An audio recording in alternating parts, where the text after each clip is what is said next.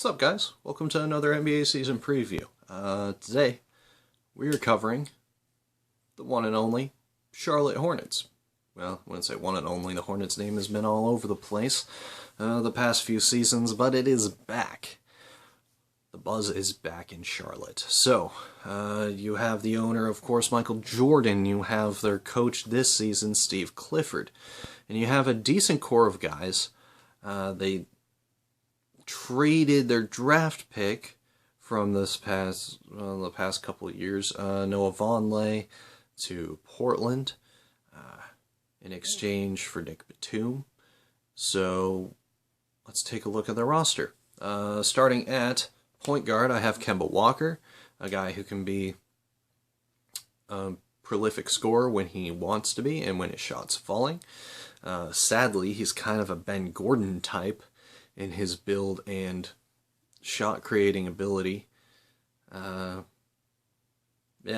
he's starting at the 1. At 2, I have Nicholas Batum coming in from the Blazers to play for the Hornets.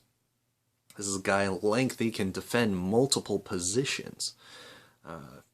Pretty much every position on the floor if he has to. He's a guy who's always a triple-double threat. He's a great passer, great rebounder, and when his shot's falling, which last year it wasn't, sadly, that's one of the reasons why Portland got away from him, Nick Batum is a great three-point shooter. So, positive addition for the Hornets. 3, I have P.J. Harrison starting. This could also be a spot where you see Marvin Williams coming into the fold. Average 5.6 points per game. Cody Zeller, I have starting at the 4. He averaged 7.6 points per game, 5.8 rebounds, and about 1.6 assists. Look for Zeller to try to step into a more prolific role here with the Hornets at the 4. He's starting to get a good feel for the NBA and making positive steps for this particular team. At the 5, you have Al Jefferson, a guy that you should be looking at in fantasy as someone you really search out to try to get. He's a guy who averages about 16.6 points per game, 8.4 rebounds, and 1.29 blocks, even for his size. Last year he got injured. Look for him to be a guy who really steps it up. It's a contract year for him.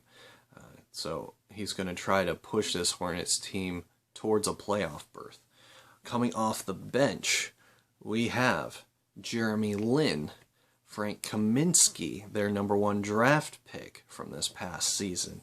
Marvin Williams, as I mentioned, could also step in at the 3 to help them out this year. They picked up Jeremy Lamb from the Oklahoma City Thunder, and Spencer Hawes they picked up from the Clippers. Spencer Hawes and Frank Kaminsky will hopefully add some depth to that front line. Jeremy Lin will hopefully provide some assistance at the point guard spot and not just be a guy you're wondering where he is, like you were with the Lakers last season. Yes, he played for the Lakers last season. ESPN wouldn't let us forget. Anyway, some questions for this year.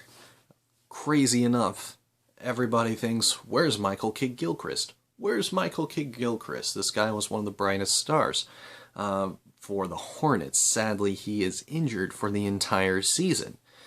That's going to be a big problem. If he was in this lineup, you would expect me to have a higher enthusiasm for this squad and to perform better in the NBA season this coming year. So what will we get out of the small forward position this season? And what is the goal of this roster in terms of directions of how they're going to run an offense? What is the goal of their defensive lineup? It's not going to be as good without Michael Kidd-Gilchrist in it. They lose some of their length in that aspect, and Al Jefferson isn't known as a great defensive player. So you really have to figure that aspect out. Sadly, I don't think they're going to figure out what they do in there. My prediction for the Hornets this season, 35-47. So, anyway, don't expect them to make the playoffs this year.